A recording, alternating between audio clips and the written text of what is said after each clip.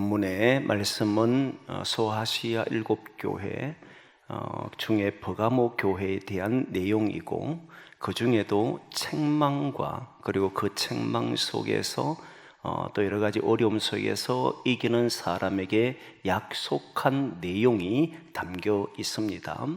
우리가 먼저 기억해야 될 것은 이 버가모 교회는 사단의 왕자가 있었던 그런 곳이었다 이야기를 했습니다.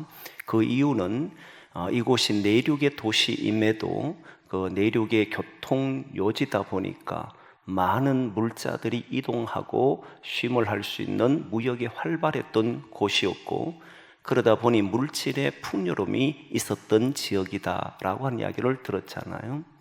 그런데 거기에다가 또 병원이 있었는데, 고대 병원, 사람의 몸은 이 신전에 오면 다 치유된다라고 하는 그런 곳이 바로 버가모 도시에 있었고, 또 하나는 20만 권이나 되는 도서가 있었던 곳이다, 도서관이 있었던 곳이다 이 말이에요. 근데 이게 왜 사단의 왕자가 있는 곳이냐라고 하면, 물질뿐만 아니라 정신 그리고 육체 전체를 지배하는 곳이었다 이 말이에요.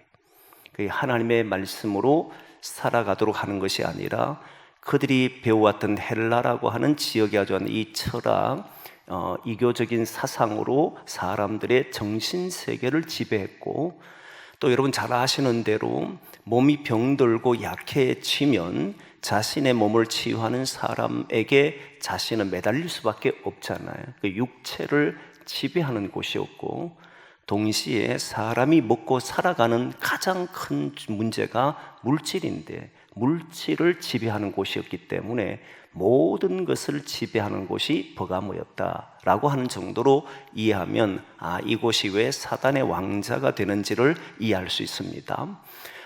거기에 칭찬할 만한 일이 안디바라고 하는 지도자가 있어서 그 신앙으로 떨어지고 이렇게 될 수 있는 사람들에게 진리를 잘 정언해 준 충성된 정인이라고 하는 사람이 있었다 하는 것과, 그 사람이 순교당했을 때에 사람들이 믿음을 저버리지 않고 끝까지 그 믿음을 지켜나갔던 교회였기 때문에 칭찬을 받았습니다.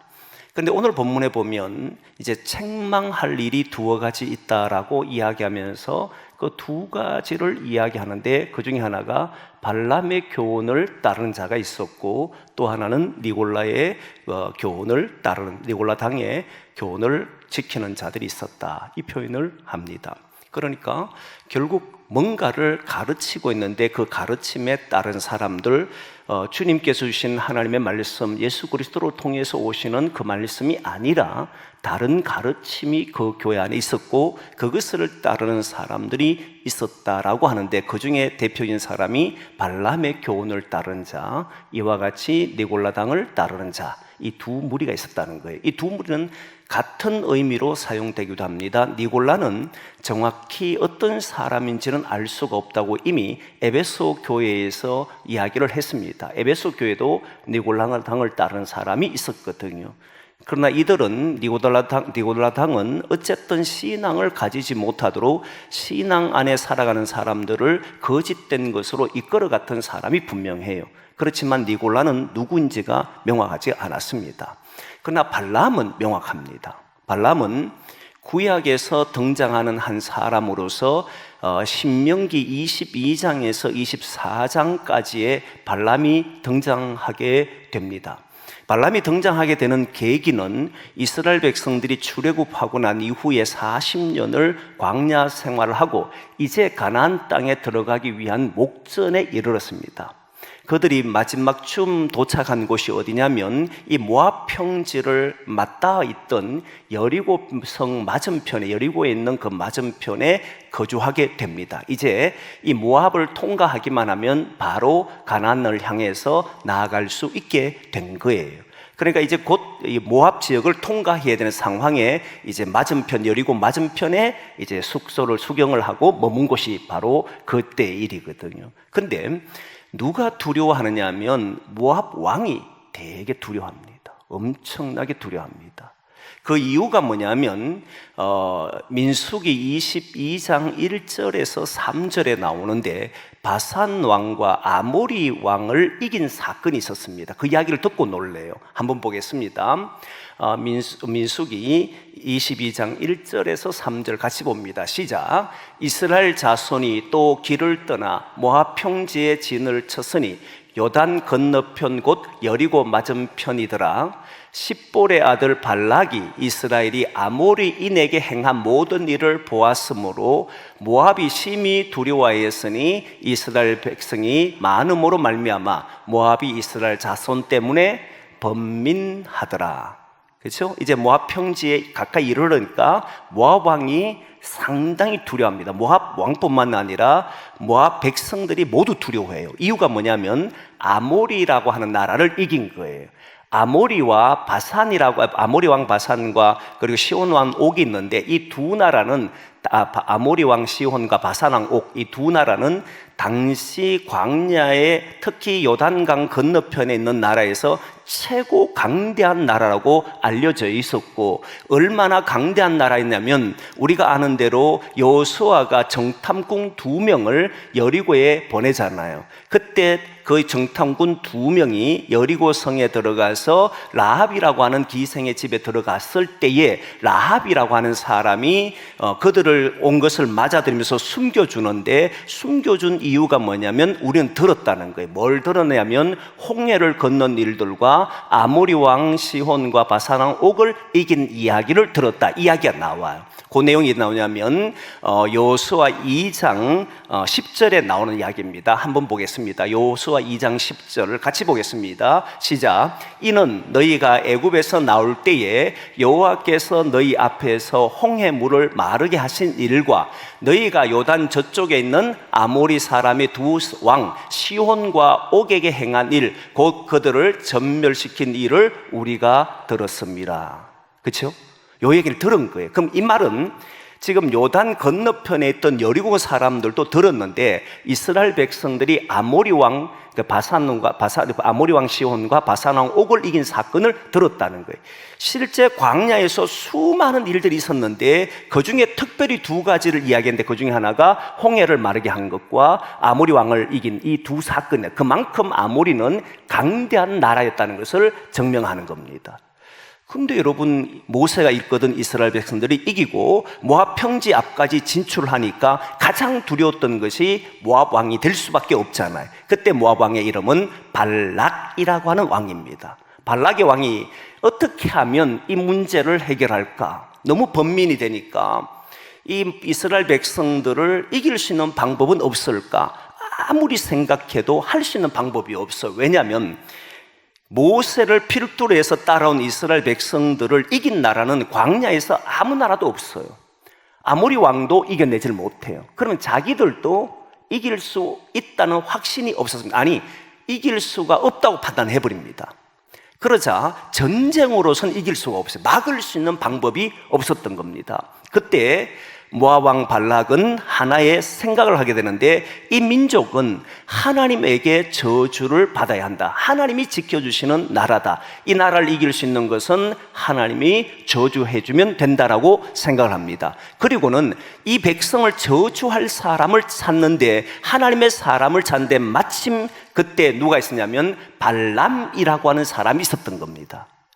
발람에게 사람을 보내어서 대신들을 보내고 여러 차례 보내면서 와서 이 나라를 저주해달라, 이스라엘을 저주해달라라고 하지만 하나님은 발람에게 그 나라를 저주하지 못하도록 합니다. 그때 발람은 어떻게 하나님이 축복한 나라를 내가 저주할 수 있겠느냐라고 여러 차례, 3차례를 거절해요. 그럼에도 불구하고 또 찾아오니까 결국은 발람이 2번째 왔을 때에 하나님 앞에 기도하고 내가 대답하겠다고 밤에 하나님이 그들을 따라가라라고 하는 바람에 따라갑니다. 그러나 따라갔어도 너는 그들을 저주하지 마라, 이스라엘 백성을 저주하지 말라는 말씀을 들어요. 가다가 나귀가 말하는 사건도 있었던 건 알잖아요. 근데 어쨌든 따라갔는데 거기서 어떤 일이 벌어지냐면 발락 왕이, 모압 왕이 이 발람에게 저주해달라고 했을 때 그는 산당을 짓고 예배를 드린 후에 다시 하나님의 음성을 듣는데 결국 저주를 하지를 못합니다. 축복을 하게 돼요. 그랬더니 발락이 화를 냅니다. 노발대발합니다. 그 화를 내고 난 이후에 뭐라고 했냐면, 나는 당신을 이스라엘 백성들 저주해달라고 부탁했는데 어떻게 축복만 하느냐고 손뼉을 치면서 막 큰 소리로 화를 내요. 그게 이제 발람과 발락의 이야기입니다. 그럼에도 불구하고 발람, 하나님의 사람이었던 이 발람은 그들을 저주하지를 못합니다. 오히려 예언하기를 주변의 모든 나라가 이스라엘에 의해서 다스림을 받을 것이다 라고 축복하고 끝냅니다. 이게 22장에서 24장까지의 내용입니다. 그리고 그 이후에 발람의 이야기는 없어집니다. 그런데 민수기 25장에 가보면 어떤 일이 벌어지느냐면, 모압 여인들이 이스라엘 백성들을 자기의 집으로, 자기의 땅으로 초대해요. 초대해서 우상의 제물을 먹게 하고 또 행음을 하게 하고 우상을 따르도록 만들었습니다. 이렇게 해가지고 결국은 하나님 앞에 큰 악을 저질렀고 죄를 범하는 때문에 그날 죽은 사람이 연병으로 돌기 시작했는데 24,000명이 죽었습니다. 이스라엘 백성 24,000명이 죽었어요. 분명히 발람이 저주하지를 않았습니다. 오히려 모압 여인들이 유혹을 해서 이들로 하여금 하나님 앞에 범죄하게 했고, 결국 그것으로 인해서 연병이 돌아서, 전염병이 돌아서 결국 24,000명이 죽었던 거예요. 이때까지만 해도 발람이 어떤 역할을 했는지 성경은 나오지를 않습니다. 그런데 민수기 31장쯤에 가서 이 문제를 성경은 공식적으로 이야기를 해요. 25장에 일어났는데 약 6장 걸쳐 넘어가지고 31장에 그 이야기 하는데, 민수기 31장 16절 말씀에 이 이야기 나옵니다. 한번 보겠습니다. 시작. 보라, 이들이 발람의 꾀를 따라 이스라엘 자손을 보올의 사건에서 여호와 앞에 범죄하게 하여 여호와의 회중 가운데 연병이 일어나게 하였느니라. 잠깐만 더 볼까요? 여기 연병이 일어났는데 그 원인이 뭐냐면 바로 행음하였고 우상을 섬겼기 때문에 일어났거든요. 그런데 그렇게 된 원인이 뭐냐면 발람이 꾀를 냈다, 이 표현을 썼어요. 그러니까 결국 성경을 보면 바꿔됩니다. 성경은 이 발람이 이 문제에 관여해 있었다는 것을 알 수가 있어요. 갑자기 25장에 들어와서 행음하는 문제와 우상 다른 신을 섬기는 문제가 일어난 것은 단순한 사건이 아니라 그 밑바탕에 뭐가 있었냐면 발람이 꾀를 냈다, 이 말이에요. 어떤 꾀를 냈느냐면, 이렇게 우상을 섬기도록 하나님 앞에 범죄하면 이 나라는 하나님의 벌을 받는다. 내가 저주하지 않아도 이 나라가 하나님 앞에 범죄, 죄를 짓기만 하면 결국은 이 나라는 하나님의 심판을 받는다. 그게 뭐냐? 어떻게 하든지 이 나라가 다른 신을 섬기도록 하면 된다. 그리고 다른 여인들과 이방신을 섬기는 여인들과 행음하도록만 하면 이 나라는 망한다. 이게 꾀였던 거예요. 발락이 그 이야기를 듣고는 이 모압 여인들을 하여금 이스라엘 남자들을 유혹하게 했고 실제로 넘어가도록 해서 결국 떠나게 되어버려요. 이 일을 계획하고 획책했던 사람이 누구냐면 바로 발람이라고 하는 사람이에요. 그 발람이 했는데, 발람이 왜 이렇게 됐느냐, 왜 이런 짓을 하냐, 하나님의 사람이라고 당시에 그렇게 사람들이 말했던 발람이 무엇 때문에 이러한 일을 하느냐, 이게 참 의문이잖아요. 분명히 축복했던 사람이, 하나님이 저주하지 말라 했기 때문에 저주를 하지 못했던 사람이거든요. 그런데 왜 이런 꾀를 내었느냐면 그 이유가 성경에 나옵니다. 뭐 때문에 그러냐면 돈 때문입니다. 이 돈이 무서워요. 여러분, 돈 때문에 결국은 한 나라를 넘겨버립니다. 하나님의 백성들이 연병으로 죽도록 내버려 둡니다. 얼마나 무서운지 몰라요. 돈 때문에. 정말 그런가? 여러분, 베드로후서 2장 15절 말씀 한번 보겠습니다. 같이 봅니다. 시작. 그들이 바른 길을 떠나 미혹되어 보올의 아들 발람의 길을 따르는도다. 그는 불의의 싹을 사랑하다가, 뭐 때문에 그랬다는 겁니까? 대신 주어지는 돈 때문에. 그 돈이 뭐냐면 불의한 짓을 하도록 만들고 받아들인 돈이잖아요. 결국 이 돈 때문에 24,000명이 죽도록 만든 일을 했다는 겁니다. 이런 일을 한 것이 발람인데, 지금 이 버가모 교회에 이 교훈을 따른 사람이 있다는 거예요. 여러분 생각해 보면 행음하도록 하고 다른 신을 믿도록 하는 일을 교회 안에서 한다, 말이 됩니까? 말이 잘 안 되는 이야기잖아요. 그런데 그렇게 만들어가는 사람도 있다는 겁니다. 저는 결국 그들이 왜 그렇게 하느냐면 돈입니다.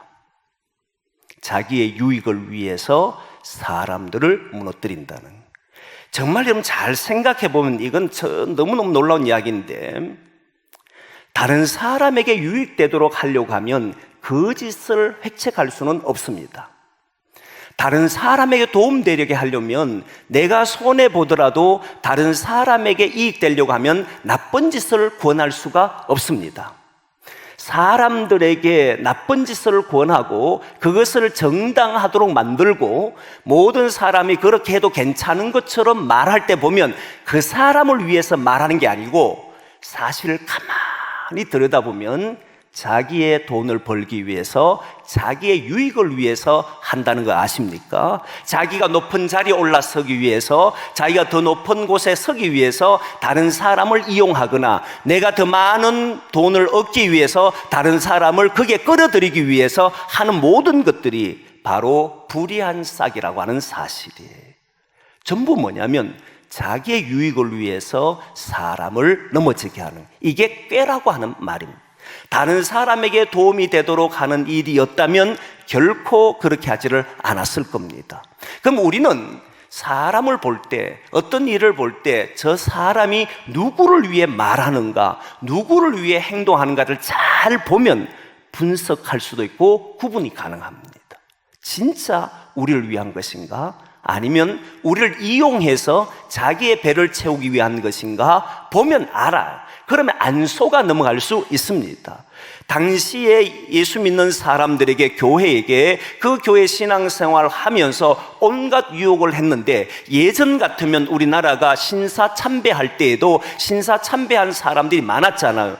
여러분 그때도 어떤 이야기들을 주로 했느냐면, 우리가 저 일왕에게 절한다고 해서 하나님을 버리지는 것은 아니지 않느냐, 그러면 교회를 누가 지키느냐, 이런 말들로 인해서 결국 유혹을 했던 거잖아요. 근데 가만히 보면 그 일을 했던 사람은 자기를 지키기 위해서 다른 사람을 이용한 것이거든요. 그런 형태로 움직였기 때문에 이 모든 것은 결국 자기가 살기 위해서, 자기가 더 많은 것을 누리기 위해서, 더 높은 곳을 차지하기 위해서는 얼마든지 사람을 이용할 수 있다는 것을 우리는 아셔야 돼요. 그럼 우리는 뭘 봐야 하느냐면, 저 사람이 진짜 하는 마음은 무엇일까? 저 사람의 진짜 마음은 어떤 마음일까? 이걸 끊임없이 생각해 보면 여러분 거기에 잘 속아 넘어가지를 않습니다. 들어보면 점점 드러나게 돼 있어요. 여러분 예수님의 제자들이 예수님과 함께 예루살렘 성으로 이제 오릅니다. 그들은 예수님을 만났고 자신의 모든 삶이었던 어부, 그들의 생업이라고 했던 이 어부를 다 버립니다. 어부의 일을 버리고 이제는 고기 잡는 일들 다 버리고 자신은 예수님을 따랐습니다. 그러면 이들은 예수님을 따르는 것처럼 보였지만 뒤로 가면 갈수록 알게 되는 게 뭐냐면, 결국 이들이 따랐던 이유는 예수님 때문도 아니요 하나님의 나라를 위함도 아니라 자신들이 높은 자리에 앉고 싶어하는 마음들이 드러나기 시작했잖아요. 시간이 지나보고 세월이 지나보고 말을 잘 들어보면 그 속에는 무엇이 있느냐면 그들의 속셈이 들어있음을 알 수 있다는 거예요. 여기에 속을 필요가 없다는 거예요. 그래서 잘 들어보면 압니다. 아무리 의로운 이야기를 하고 아무리 옳은 것처럼 행동해도 거기에는 반드시 자기의 마음이 담겨 있기 때문에 반드시 드러난다는 사실을 아셔야 돼요. 그래서 우리는 이런 것에 속아 넘어가지 않기를 원합니다. 정말 누군가를 위해 말하는지를 잘 살펴보면 그 사람을 알 수 있는, 이 발람은 그렇게 행동했다는. 그래서 오늘 본문의 14절 여러분 한번 같이 읽어보면 그렇게 나오냐. 발람에 대한 이야기입니다. 같이 보겠습니다. 시작. 그러나 내게 두어 가지 책망할 것이 있나니 거기 내게 발람의 교훈을 지키는 자들이 있도다. 발람이 발락을 가르쳐 이스라엘 자손 앞에 걸림돌을 놓아 우상의 제물을 먹게 하였고 또 행음하게 하였느니라. 잠깐만, 여기 보면 발람이 발락을 뭐 했다는 겁니까? 가르쳤는데 뭐 하도록 가르쳤다는 거예요? 발락이 이스라엘 백성들이 넘어질 수 있도록 발락에게 가르쳤다는 거죠. 걸림돌을 놓았다는 거예요. 뭐 때문에 했다는 겁니까? 자기가 불의의 싹을 얻고 싶으니까, 많은 물질을 누리고 싶으니까, 결국은 이것 때문에 한 나라 전체를 무너뜨리는 이런 일을 하더라는 거예요. 그래서 우리도 이걸 잘 구분하지 않으면 지금도 우리를 넘어뜨리게 하는 사람이 많습니다. 온갖 말들을 통해서 많은 사람들이 자신이 돈벌이가 되기 위해서 심지어는 교인들을 이용한 사람도 많고, 그리고 교회를 이용한 사람도 많고, 그리고 결국은 자기의 배를 불려가는 사람이 있잖아요. 이단들이 대부분 그러고 있습니다.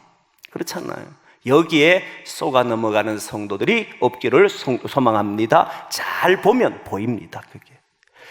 그리고 니골라당은 조금 전에 얘기했던 것처럼 정확히는 알 수가 없고, 이런 것이 있었는 교회가 바로 이 버가모 교회였는데, 그럼 이런 환경에서 이기는 사람에게는 뭘 줄 것인가라고 했을 때 두 가지를 약속합니다. 그 중에 하나가 감추었던 만나입니다. 이게 오늘 제목이었고, 감추었던 만나와 또 다른 하나가 흰돌입니다.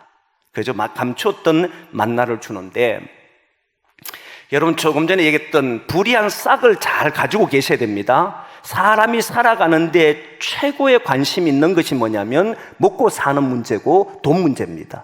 이게 버가모 교회 안에 이루어진 거예요. 특별히 버가모 교회는 조금 전에 했던 버가모 도시란 자체가 내륙의 교통 요지였기 때문에 물질로 풍요했고 먹고 사는 문제가 사람들에게 대두됐던 곳이 버가모란 지역입니다. 이걸 잘 염두에 두고 만나와 흰돌에 대한 이야기를 보셔야 돼요. 이기는 자에게는 만나를 주는데 이 만나는 감추었던 만나입니다. 감추었던 만나라고 했을 때 만나가 감추어져 있었는가? 감추어졌다는 말은 번역하면 숨겨두었다, 감추어두었다, 이 표현이에요. 그러니까 숨겨두고 감추어둔 것이 만난데, 이것을 당시 유대인들이나 어떻게 생각을 하느냐 하면, 여러분 우리도 전쟁이 일어났을 때 국가의 중요한 보물들은 숨겨두잖아요, 어딘가. 그래서 이 주석학자들은 어떻게 이야기를 하느냐 하면, BC 기원전 586년경에 바벨론에 의해서 나라가 무너질 때, 그때 이 만나를 어떻게 할 것인가, 이거를 그냥 빼앗길 수는 없잖아요. 그래서 그 항아리를 꺼내어서 동굴에 숨겨뒀다라고 하는 이야기가 있습니다. 어디에 숨겨둔지는 몰라요. 숨겨두었는데 나중에 다시 나라가 회복되면 그것을 찾아올 것이다 라고 생각하고 숨겨뒀다는 거예요. 그 만나가 그렇게 감추어두었다, 이렇게 보는 겁니다. 또 다른 사람들은 빼앗겼다라고 보는 사람도 있습니다. 전쟁이 일어나서 결국 나라가 패망했을 때 만나뿐만 아니라 그 안에 있던 모든 것도 다 빼앗겼고, 그러나 그 빼앗긴 것이 어디로 갔는지는 아무도 알 수가 없는데, 메시아가 오면 약속의 아들이 오면, 그들이 기다렸던 하나님이 약속하셨던 그 메시아가 오면 되찾아올 것이다. 어디에 숨겨둔지 모르지만 다시 찾아서 올 것이다 라고 생각했다는 거예요. 이런 생각을 가지고 있었는데 사도 요한이 감추었던 만나를 줄 것이다, 이기는 자에게, 그렇게 이야기한 겁니다. 그런데 이제 감추었다는 이야기는 됐고, 만나라고 하는 이것이 무엇이냐라고 하면, 만나라고 하는 것은 이스라엘이 애굽에 살 때는 경험해 본 적이 없는 겁니다. 근데 만나 사건이 왜 일어나느냐 하면, 만나 사건이 일어나게 된 결정적인 이유가 이들이 신광야에 이르렀을 때, 출애굽하고 난 뒤에 3개월이 채 되기 전에 신광야에 이르렀는데, 그 신광야에 이르렀을 때 먹는 문제로 불평을 했습니다. 그때 먹는 문제가 어떤 먹는 문제냐면 애굽에서 내가 죽었더라면 좋았더라는 이야기를 합니다. 그런 애굽에서 내가 먹던 것을 여기에서 먹을 수 없다라고 불평한 거예요. 한번 보겠습니다. 출애굽기 16장 3절 말씀입니다. 같이 봅니다. 시작. 이스라엘 자손이 그들에게 이르되 우리가 애굽 땅에서 고기 가마 곁에 앉아있던 때와 떡을 배불리 먹던 때에 여호와의 손에 죽었더라면 좋았을 것을 너희가 이 광야로 우리를 인도해 내어 이 온 회중이 추려 죽게 하는도다. 잘 보십시오. 배가 고팠다는 거예요. 너무너무 배가 고팠는데 생각해 보니까 어디에서는 뭘 먹었냐면 애굽에서는 고기를 먹었고 애굽에서는 떡을 먹었다는 거예요. 근데 여기에서는 아무것도 먹지 못하고 있다. 내 배고파 죽겠다 이 말이잖아요. 그러면 지금 보면 지금 이스라엘 백성들이 애굽에서 나와서 광야를 거쳐서 가나안 땅이라고 하는 약속을 향해서 움직이는데 뭐를 못 이기고 있느냐면 배고픔을 못 이기고 있습니다. 배고픔을 못 이기고 있는 그때 원망이 일어난 거잖아요. 원망이 일어났을 때 나타났던 내용이 애굽을 딱 끄집어 들어왔어요. 애굽에서 사실 먹었던 게 맛있었겠습니까? 종으로서 430년 사는데 괴로운 떡이 아니겠어요. 그런데 그 괴로움보다도 지금 괴로움이 더 심하다고 느껴졌던 거죠. 그러니까 애굽의 이야기를 끄집어 온 거지요. 그때 하나님께서 주신 것이 뭐냐면 하늘의 양식을 주는데 만나를 주었던 겁니다. 이때 만나는 어떤 것이냐면 잘 생각해 보면 여기에 대한 생각을 정리해 보면 그동안 애굽에 있을 때의 고기와 떡을 먹을 때는 어떤 대가냐면 노동의 대가였습니다. 그렇죠? 종으로서 살아가면서 그 애굽에 시킨 대로 해야만 먹을 게 주어지는 것이 고기였고 그게 떡이었습니다. 일하지 않으면 먹을 수 없는 것이 종들의 삶이었잖아요. 그런데 가나안 땅에서 애굽에서 나와서 광야의 길을 걸을 때는 이들은 아무런 수고를 하지를 않았습니다. 그냥 주어졌습니다. 이걸 잘 보셔야 돼요. 자유인으로 주어질 때 사람은 여러분 아시지만 먹는 것에서 극복되기가 어렵다는 걸 잘 아시잖아요. 사람이 돈 없이 살 수 있느냐? 없다고 생각합니다. 아닌가요? 먹을 것 없이 살 수 있다고 생각합니까? 아니잖아요. 사람은 모두 다 먹는 것과 이런 것에서 놓여 살 수밖에 없습니다. 그러면 다시 물어보면 어떻게 해야만 우리는 먹을 수 있습니까? 어떻게 해야만 돈을 가질 수 있습니까? 라고 말을 했을 때 거기에는 모두 인간의 노력이 담겨 있습니다. 수고, 땀을 흘려야만 먹을 게 있게 되어 있습니다. 이것으로 얻는 거잖아요. 모든 사람은 여기에서부터 비롯돼서 먹는데 유일하게 아무 수고도 하지 않고 땀을 흘리지 않고 먹었던 시절이 있었는데 그때가 언제냐면 에덴의 시절입니다. 그렇죠? 에덴에서 하나님 주신 열매를 먹었어요. 그들은 땀 흘리지도 않고 수고하지도 않고 먹는 것으로 걱정한 적이 없었어요. 배고프기 때문에 왜 나는 배고파야 하나 말한 적이 없었어요. 거기에 있으면 그저 먹는 것이 해결됐고 살아가는 것이 모두 해결된 곳이 에덴 동산이 유일합니다.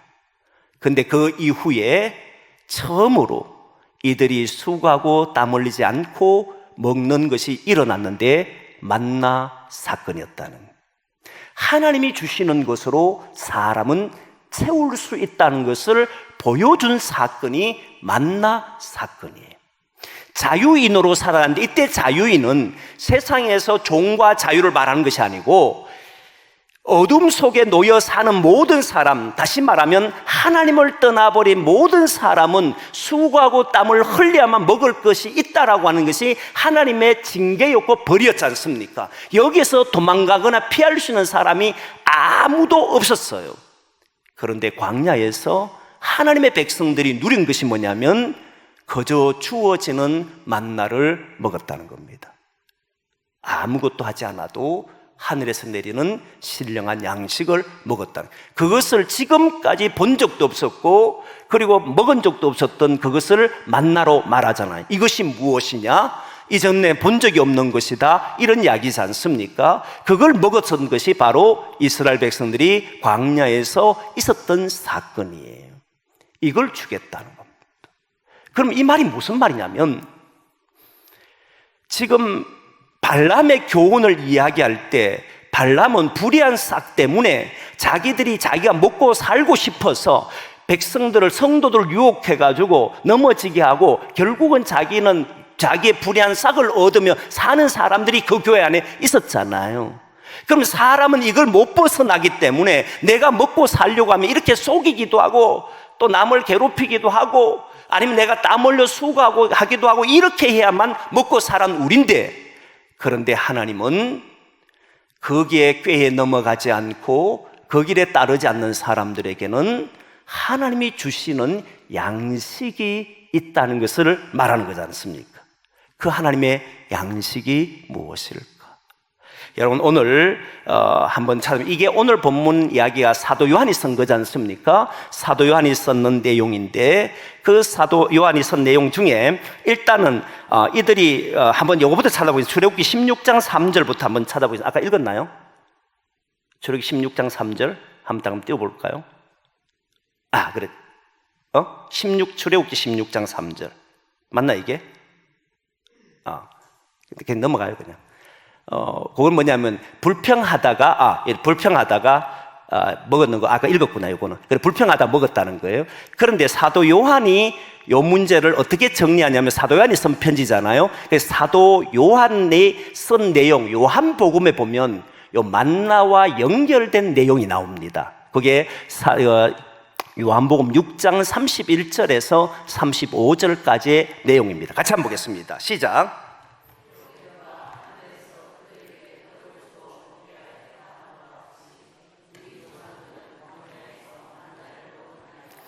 예수께서 이르시되 내가 진실로 진실로 너희에게 이르노니 모세가 너희에게 하늘로부터 떡을 준 것이 아니라 내 아버지께서 너희에게 하늘로부터 참떡을 주시나니 하나님의 떡은 하늘에서 내려 세상에 생명을 주는 것이니라. 그들이 이르되 주여 이 떡을 항상 우리에게 주소서. 예수께서 이르시되 나는 생명의 떡이니 내게 오는 자는 결코 줄이지 아니할 터요 나를 믿는 자는 영원히 목마르지 아니하리라. 아멘. 딱 이렇게 이야기했어요. 만나 이야기와 대비되게 이야기한 게 뭡니까? 예수 그리스도에게 오는 자, 예수 그리스도를 이야기했던, 예수 그리스도가 그 하늘에서 내리신 신령한 양식이다, 이 말을 하잖아요. 그러면 잘 보면 예수님에게 오면 뭐 하지 않는다는 겁니까? 영원히 목마르지 않고 영원히 배를 골치 않는다, 이 말이지 않습니까? 자, 그러면 여기에서 아주 심각한 문제가 일어납니다. 뭐냐면 정말 여러분 예수님에게 오면 감추었던 만나라고 하는 것은 결국 예수 그리스도를 이야기한다는 걸 알겠잖아요. 사도 요한이 그걸 말하고 싶은 거니까. 그럼 예수 그리스도에게 오면 정말 여러분들은 배를 골치 않고 수고와 땀 흘리지 않고도 우리는 살아갈 수 있는 것은 될까? 그냥 생각으로만, 그죠? 되겠습니까 여러분? 저는 된다고 믿는 사람이에요. 어떻게 된다고 믿느냐면 조금 더 쉽게 이야기하면 이런 겁니다. 저는 우리 청년들이나 저를 만났던 젊은 세대들, 제가 청년부를 교육할 때 사람들에게 직장을 얻을 때 반드시 이야기하는 게 있습니다. 전에도 우리 교우들한테 한번 이야기했는데, 돈을 위해서 찾아가지 마라 이야기를 많이 해요. 뜻을 가지라. 삶에 무엇을 위해 사는지 그 뜻을 가지고 살아라. 먹고 살기 위해서 지금 돈 얼마를 받느냐, 네가 지금 어디에 있느냐, 네가 시골에 있느냐, 중소기업에 있느냐, 대기업에 있느냐, 그걸 자랑하지 말라. 저는 우리 교회 목회자들에게, 젊은 목회자들에게도 나는 어느 교회에 있는지를 자랑할 필요가 없다. 지금은 배울 때라고 하면 배우는 사람은 왜 배우는지 뜻을 가지고 있어야 되고 자신이 뭘 하려고 하는지가 명확해야 한다, 이야기를 제일 많이 합니다. 뭘 위해 살지 말라는 거예요? 돈을 위해 살지 마라. 네 유익을 위해 살지 마라. 네 뜻을 위해 내게 주신 하나님이 무엇을 원하는지 그 뜻을 위해 살아가라. 자, 물어보고 싶습니다. 어느 사람이 더 잘 살 것 같습니까? 자기가 돈 벌고 싶어서 사람들과 속임을 당하고 그렇게 하면서 살아가는 사람과 나는 나의 가는 길이 하나님 내게 주신 소명을 알고 그 일을 위해서 뜻을 가지고 자기의 미래를 열어가는 사람, 누가 배고플 것 같습니까? 여러분, 많이 가진 줄 알지만 가져도 항상 보면 부족해서 허덕이고 결국 더 가지려고 하다가 인생 마감한 사람들이 대부분이잖아요. 뜻을 가진 사람은 오늘 배고파도 배고픈 것으로 살질 않습니다. 오늘 뜻이 있는 사람은 자리가 천한 것처럼 보여도 그것 때문에 자기의 삶을 초라하게 여기지를 않습니다. 그러면 그 사람에게 먹을 것을 주느냐? 저는 하나님이 준다고 믿는 사람이에요. 가치와 뜻을 가진 사람은 대단히 중요합니다. 여러분, 여기에서 만나를 주겠다라고 했던 이 말은 하늘의 양식입니다. 하늘의 양식은 예수님께서 이야기했습니다. 나는 썩지 않을 양식을 위해서 일하라고 이야기했고, 그 예수님이 가진 양식은 썩지 않는 양식이죠. 그게 뭐냐 했더니 하나님의 뜻이었잖아요. 하나님의 뜻을 가지고 사니까 그럼 예수님은 맨날 배고팠느냐? 굶주렸느냐? 아무것도 누리지 못했느냐? 아니잖아요. 오히려 우리 주님이 가장 부유했던 분이신 걸 우리 알잖아요. 바울도 보면 그는 자신이 유대인으로 살 때, 바리새인 살 때가 아니고 예수님을 알고 난 이후에 나는 남들이 볼 때 나에게는 가난하다고 얘기했지만 나는 모든 것을 가진 자라고 말할 정도잖아요. 이 모든 사람은 놀랍게 한결같이 공통점이 있는데 뜻이 명확했다는 겁니다. 먹고 살기 위해서 속한 사람이 아니었다는 거예요. 돈을 얼마나 더 벌까를 위해 산 사람이 아니었다는 거예요. 그들은 모두 하나님이 주신 양식을 위해 살아갔던 사람이고, 그 사람이 실제 물질이나 모든 것에서 넉넉했던 사람인 것을 저는 보는 거예요. 그래서 실제로 오늘날에 많은 사람들이, 이 뜻이 있는 사람들이 보면 잘 되는 사람이 훨씬 더 많습니다. 그래서 이 만나라고 하는 것이 예수 그리스도를 믿는 거, 그 예수 그리스도를 오는 사람이 저는 하나님께서 그의 모든 인생을 책임져 주실 것이고, 거기에서 이기는 자는 항상 새로운 것을 보게 되는 줄 믿습니다. 그걸 위해 살아가는 거예요. 우리가 예수 믿는 이유가 거기에 있잖아요. 정말 우리의 유익을 위해 살면 여러분을 속여야 되고, 여러분도 여러분끼리 속여야 되고, 끊임없이 이렇게 살잖아요.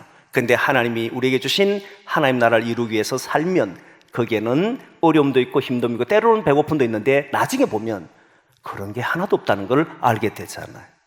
그런 세계를 위해서 함께 살아가기를 소망합니다. 마지막 하나가 흰돌인데요. 이 흰돌이 무엇인가는 굉장히 많은 의견이 분분했습니다. 어떤 사람은 7가지로 보는 사람도 있고 대단히 많습니다. 대체로 보면 이 돌은 어떻게 사용되냐면 법정에서 사용되는 돌로 보기도 합니다. 어떤 것이냐면 사람이 죄인으로 잡혀왔을 때 이 사람이 무죄냐 유죄냐 할 때에 판결할 때 검은 돌을 던지면 유죄로, 흰 돌을 던지면 무죄로 이렇게 판결할 때 쓴 돌이라고 말하는 사람도 있고, 어떤 사람이 이 돌이 보석이다라고 이야기를 해서 대제사장이 판결 흉패에 붙일 때 그 이름을, 이스라엘 12지파 이름을 새기잖아요. 그러듯이 판결 흉패에 붙였던 돌이 흰 돌이 있다라고 이야기하는 사람도 있어요. 원래는 여러 가지 보석으로 되어 있잖아요. 그 보석 중에 하나다라고 말하는 사람도 있어요. 어떤 사람은 경주를 하고 나면, 달리기를 하고 나면 최후의 승리자에게 그에게 준 어떤 그런 보석 같은 것을 주는데, 기념 것들을 주는데 바로 흰 돌에다가 이름을 새겨서 준다는 사람도 있어요.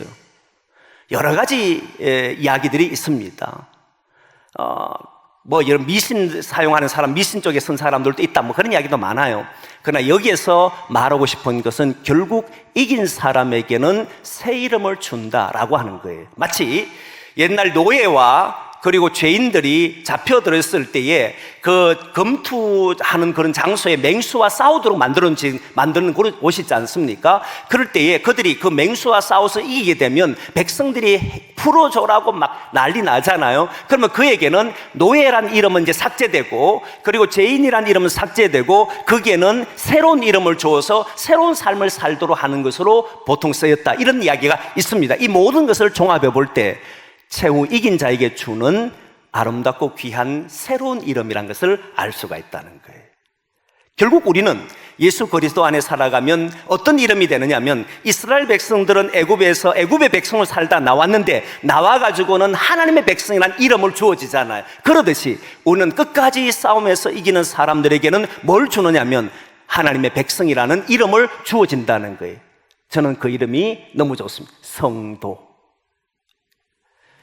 성도라고 하는 거룩한 이름을 우리에게 주신 줄 믿습니다. 끝까지 주님의 사람으로 걸어가면 나는 너를 이 새 이름을 준다라고 했을 때 그 이름이 뭔지는 아무도 모르지만 우리 주님께서 우리에게 새로운 이름이라고 하는 거룩한 이름을 우리에게 위해서 준비하셨을 것이고, 우리는 모두 다 하나님의 백성이라고 하는 이름으로 살아가게 되는 줄 믿습니다. 하나님의 백성이라는 이 이름을 가지고 끝까지 살아갈 수 있기를 소망합니다. 이 버가모 교회는 그 힘듦과 어려움 속에서도 자기들을 잘 지켜내기를 바랐고, 그 바람을 통해서 하늘의 양식인 너희들은 뜻을 가지고 사는 사람에게는 반드시 그 모든 일에 내가 인도하고 책임진다는 말씀이 들어있었고, 승리자에게는 새로운 이름을 준다는 그 말씀이 있었기에 이 말씀을 가지고 이 교회는 승리했을 거라고 믿습니다. 저와 여러분들도 주어진 모든 속에서 땀 흘리고 수고하고 애를 쓰면서 그 안에서 내 유익이 아니라 끝까지 신앙인으로 지켜나간다면 마침내 주님은 우리에게 영원한 생명의 양식을 주시고,